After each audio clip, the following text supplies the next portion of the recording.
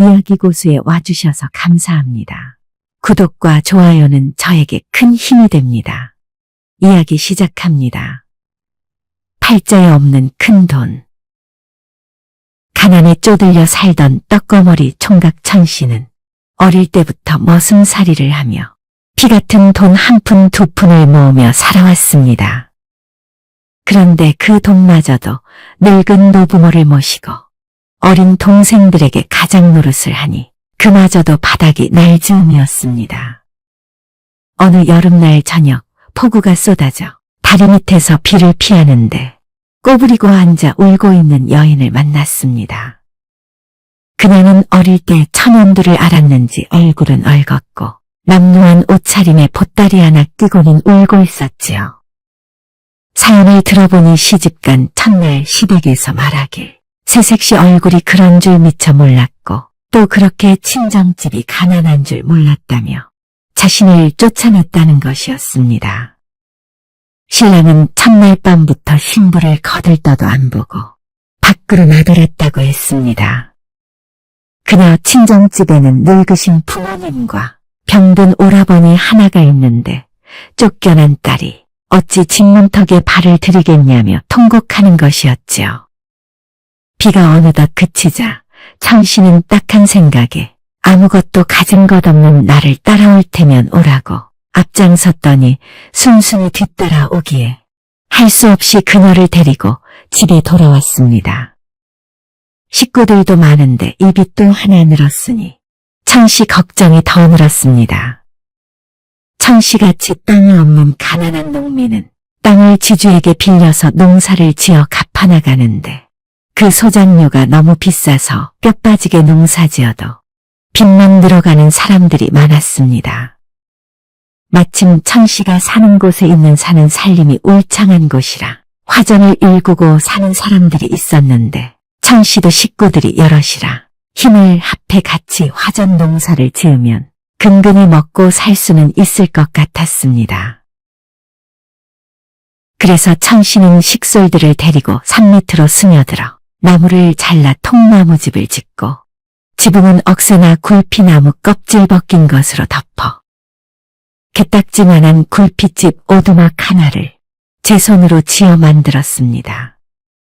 추운 겨울 동안은 눈이 많이 내려 산속에 갇혀 살다가 봄이 되면 다시 산불을 놓아 화전밭을 일궜습니다. 쌀이나무로 만든 다래키 속에 마른 쇠똥과 마른 솔방울을 함께 넣어 화전 예정지 나무 가쟁이에 다래키를 걸어놓습니다. 쇠똥에 불을 붙이면 쇠똥불이 서서히 타들어가고 성냥골에 불을 붙이면 솔방울에 불이 붙어 다래키도 타버리고 불붙은 솔방울이 밑으로 굴러 산불이 일어나게 됩니다. 산불이 꺼진 뒤에 땅을 파서 곡식 씨앗을 묻으면 그곳이 화전밭이 되는 것입니다. 그들은 그렇게 화전을 일구어 부지런히 농사를 지었습니다. 나무를 베어내고 나무 뿌리를 캐내어 밭을 만들며 천서방은 달빛 아래서도 밭에 돌을 주워내었습니다. 다리 밑에서 서로 만나 어찌하다 혼례를 치른 아내 춘옥이도 부지런하기는 천서방 못지않아 아이젖을 물려가며 호미로 밭을 메었습니다. 보리와 밀, 콩 등을 심어 먹고 남는 곡식은 장에 팔고 험한 산길을 헤쳐 약초를 캐고 토종벌도 치고 그것을 장에 갖다 팔아 필요한 돈을 마련했지요. 아주 추운 겨울철에는 부싯돌로 쑥에 불을 붙이고 관솔불을 밝혀 산토끼도 잡았습니다.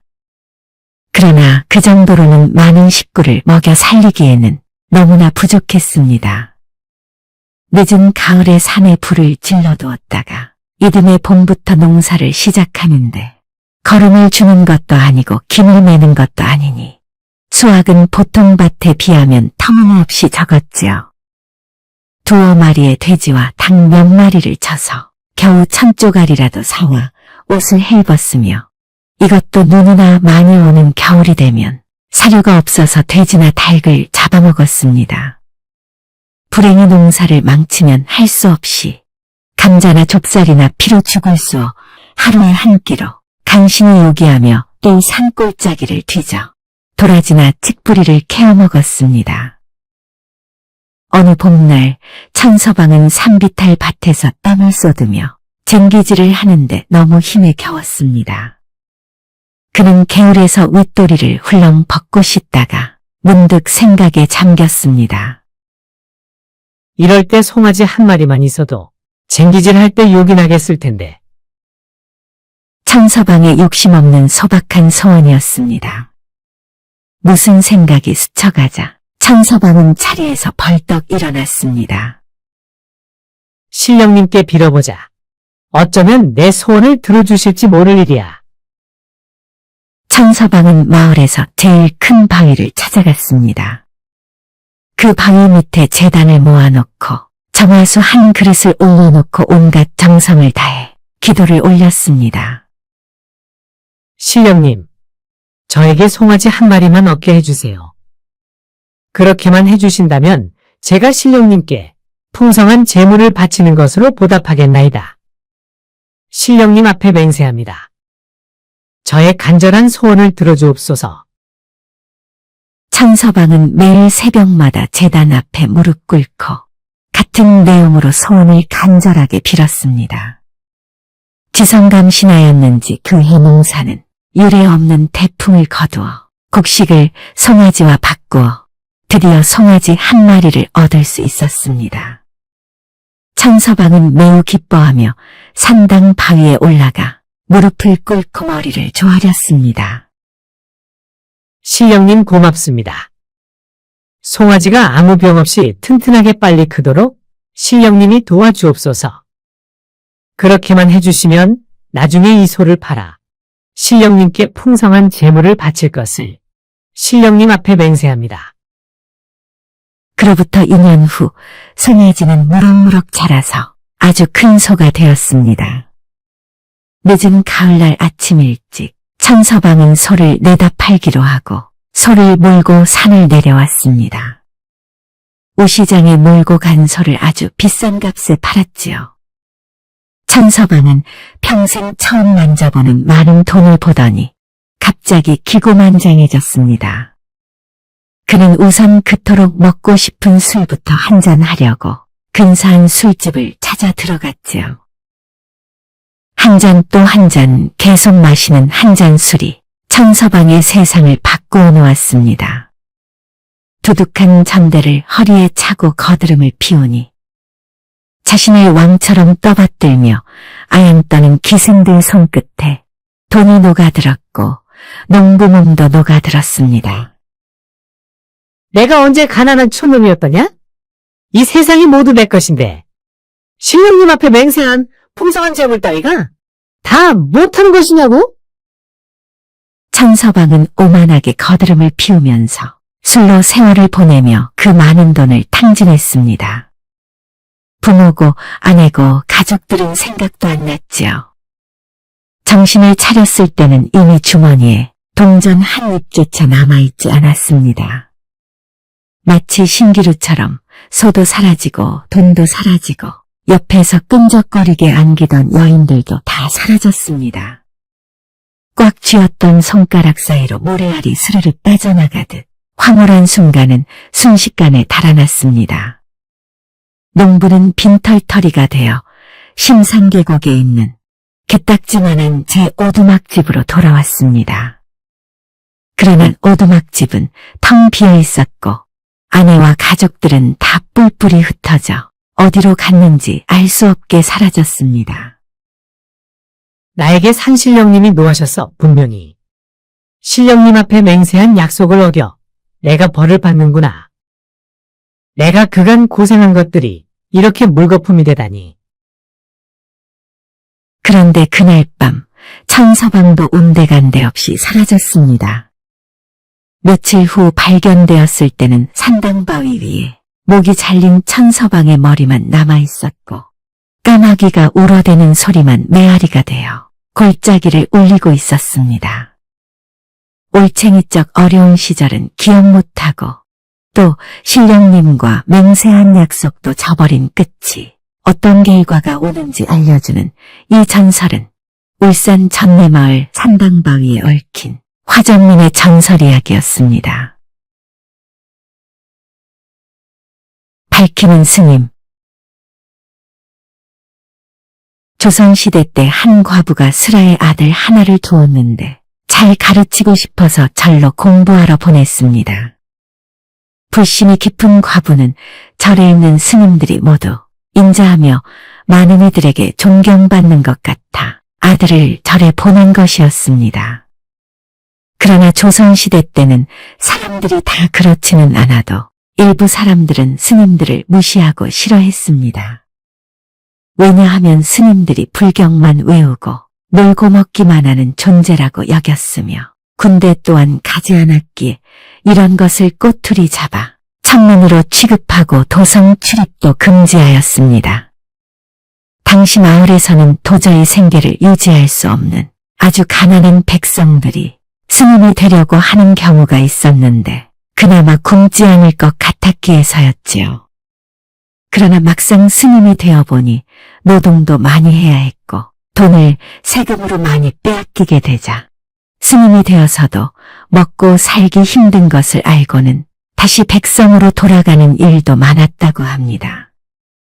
그렇게 단지 먹고 살기에 급급한 상황이다 보니 이 절에도 불심이 깊어서 중이 된 것이 아닌 생각이 엉뚱한 중이 있었던 것입니다.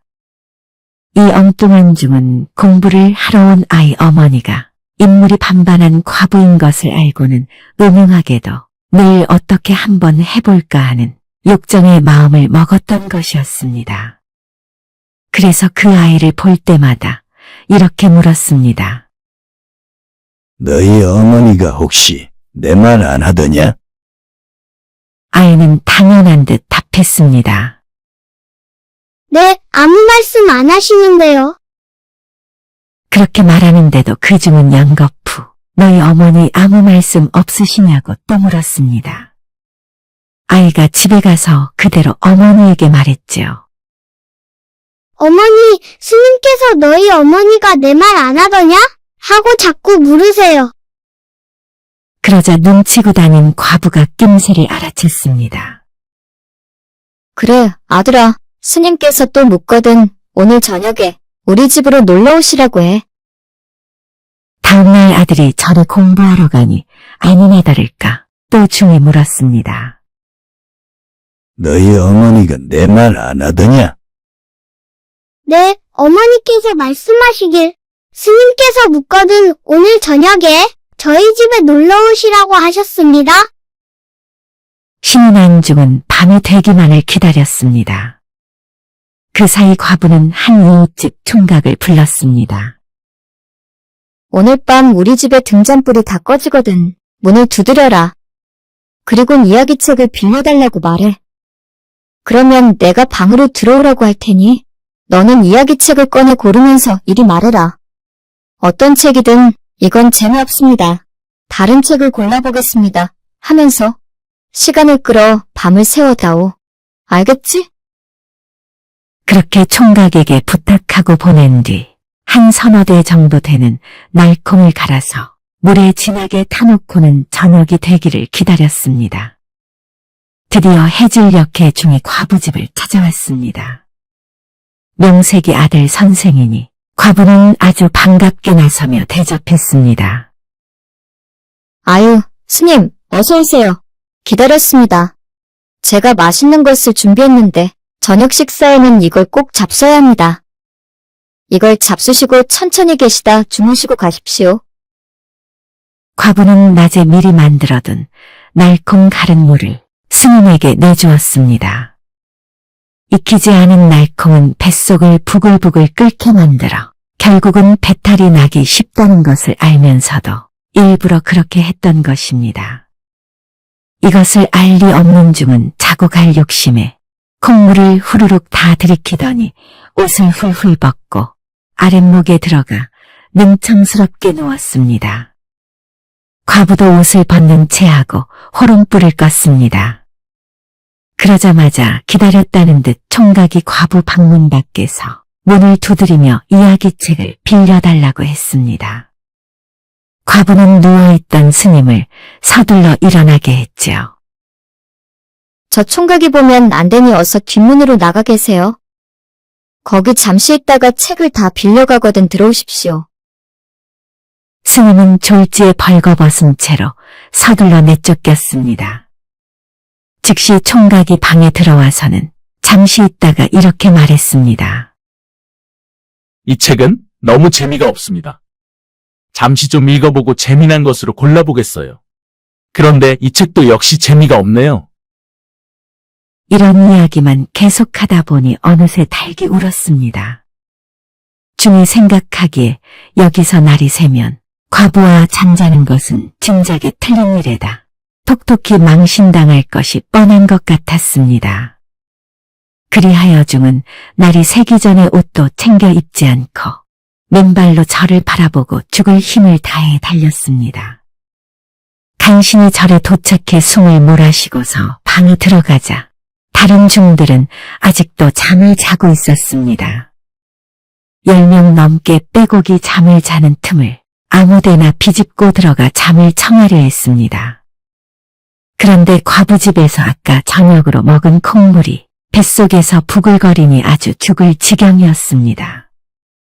아랫배가 너무 아파 자리에서 일어나 비틀거리며 뒷간을 가려는데 갑자기 참을 틈 없이 설사가 쏟아져 나와 잠자고 있는 옆 사람의 낯짝이건 어디건 간에 다 뿌려졌습니다. 자다가 날벼락을 맞은 중들이 벌떡 일어나 비명을 질렀습니다. 너는 대체 어디 가서 무슨 짓을 하고 다니느냐? 이 엉뚱한 놈이 참 지저분하게 하고 다니네. 화가 난 중들은 벌거벗은 중을 몽둥이로 죽지 않을 만큼 팼습니다. 그렇게 혼쭐이 난 엉뚱한 중은 2번 다시 과부를 넘보지 않았다고 합니다.